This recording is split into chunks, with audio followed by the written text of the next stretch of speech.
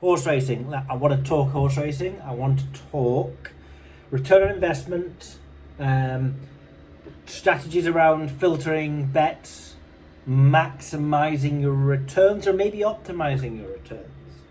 So I specifically now want to talk about an edge using something called the BBAlgo. But really, if you've got an edge in betting, this discussion could apply to that. As long as you can estimate what your edge is. And by the way, if you're not estimating what your edge is, then you're just Andy Robson on Twitter. You should always know what the benchmark neutral odds of any bet is that you're betting on. And when you know that, that's your EV, right? One divided by the other anyway. The odds that you're backing at divided by the neutral odds. So I want to talk about that, and I want to talk about how that applies to betting strategies. And one of the easiest ways to do this is when you're looking at bet histories or very, very large amounts of data. So the bet history I am looking at is horse racing. I'm looking at plus EV horse racing bets from the Bookie Bashing horse racing tracker. I'm looking at bets under the BBAlgo data metrics. So what is that? Bets taken from exchange data only, right, which are profitable. They are, if you like, they're under the default umbrella, the data metric default.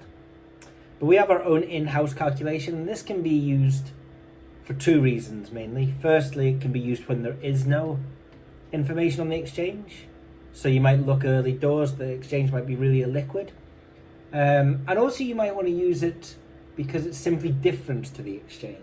And so if you're getting restrictions because your overall each way bet turns out to be an arbitrage bet, well, that's going to be bad news. But if there's no information on the exchange, how do the bookmakers know if they're not pricing it up in-house? And also, if there's no information on the exchange, the bookmakers don't think that that's all you're doing. So for account longevity and just for having different types of bets to the lots of people that compare against prices on the exchange, the BBAlgo can be quite useful. Okay, now between the 1st of January 2023 to the 4th of October 2024, there were 40,665 plus EV bets. That's like 20 months, so we're talking like 2,000 bets per month. Off the top of my head, that's what, 70 bets per day. That's quite a lot of bets. That's a lot of bets. That's a big data set, right? So we can do things with that data set. And how do we come up with the probability of the horse finishing second, third, fourth, fifth? It's something called regression analysis. We look at the race, we look at the horse, we look back at 2 million similar horses, and we try and come up with a pattern that we have identified in the past, and we apply it to the future. That's essentially how the BBAlgo works. It's quite a long algorithm. Somebody asked if we could share the code. It's like the equation is not y equals x plus z. It's not that. It's very, very long. Pages and pages and pages. So it's not as simple as a little equation, okay? And even if it was, we're not sharing it. Why would we? It's like, why would we? Okay, so we're talking about 40,665 bets. Now, if you had... These are, by the way, picked from 6 bookmakers. Bet365, Betfred, Coral, Sky Bet, Paddy Power, and William Hill. Those 6 bookmakers. All at 12 p.m. So we just go at 12 p.m. to our tracker and we download every horse that's plus EV. And they're just unique plus EV horses. So let's say the same horses plus EV at Bet365 and Betfred. We're only going to record this horse once, so we're not going to bet on him multiple times. And we simply take the first time that we record the bet. So it's not the highest EV, it's not the largest odds, it's just the first time that we record the bet. So that could be, sometimes it'll be the higher EV, sometimes the lower. It'll be, if you like, quite random. Now, 40,665 bets return 4.6% ROI. Now, if your unit win staking to win £200, you will have staked £1.3 million in those 20 months. And your profit will be £59,375. Okay, so it's not too bad profit. And that's on every single one of those 40,000 bets. But 4.6%, you might get a 4.2% interest rate bank account just now. So is it a lot of effort compared to a bank account? Albeit the bank account returning that 4.6% over a year, but still. Well, here's the thing. We put this up and we put every bet up at 100.1%, and we're measuring the EV of 100.1%, 100.2%, 100.3% EV bets. But you don't need to be betting so thin. You know, that's if you're betting on all 40,665. Actually, a good 10% of those bets fall within the 100 to 101% EV categories. Let me just work out exactly how much, because I'm actually interested in that. So I'd like to know this divided by this. You might argue that I would have done this before now, but I haven't, so get over it. Yeah, like 9% it is, okay? So 9% of all of the bets on the tracker are between 100 and 102%. And a whopping 30%, 35% are between 100 and 104% EV. So let's now apply a strategy where we start filtering the bets. What happens if we just bet over 105%? Well, if we bet over 105%, we've still got 23,000 bets, okay?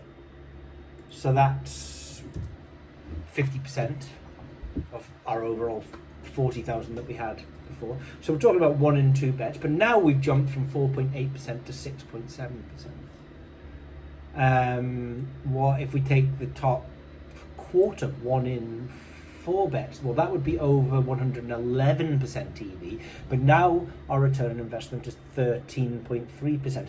As we filter out lower EV bets, our return on investment grows. Now, a lot of the time when we report on return on investment, we're just doing it from the most simple of analyses, because we're covering everything. We want to make sure everything is profitable, and then from the larger data set of everything, we can then filter out strategies that optimize, that grow our return on investment. Do you want a return on investment of 4.6%? It's not great, it's not a lot, but it's still good. And you could have that if you bet on everything over 100% EV.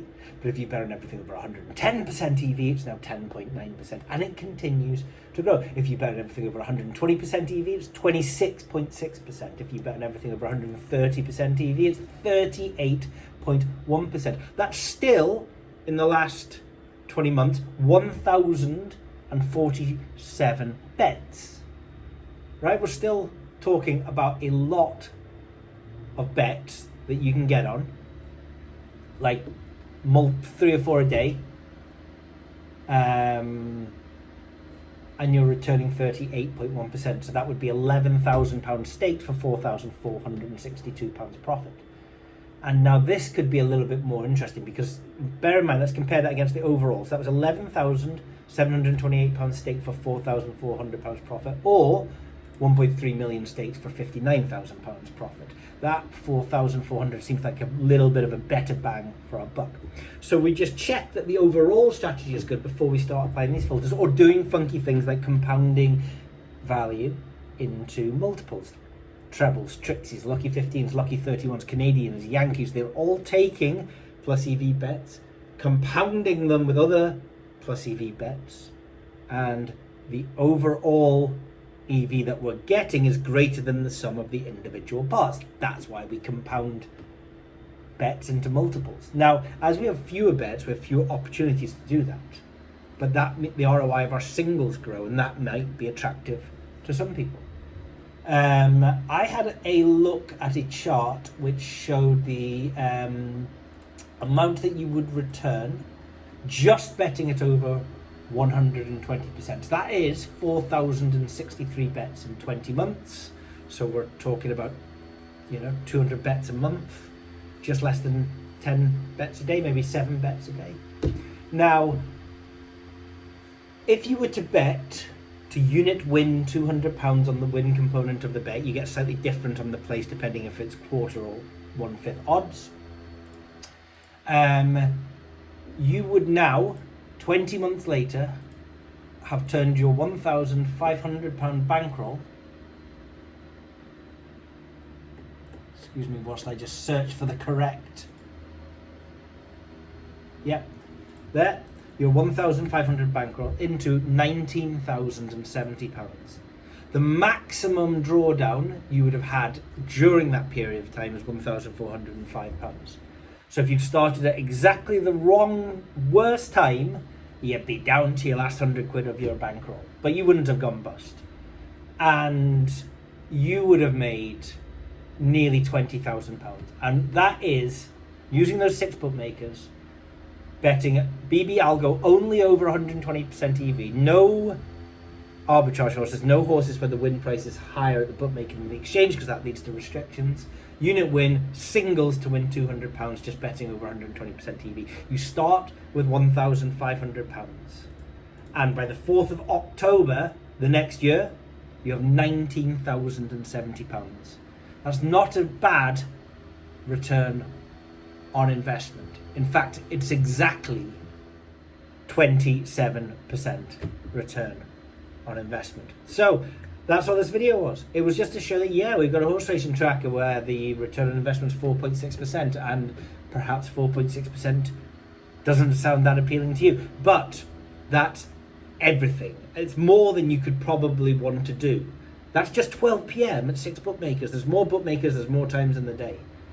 But if we apply certain filters, we're a little bit more disciplined, then our return on investment grows to whatever we want it to grow to. But as mentioned, 1,500 quid from the 1st of January to £19,000 in October the following year. That's not a bad growth for any bankroll.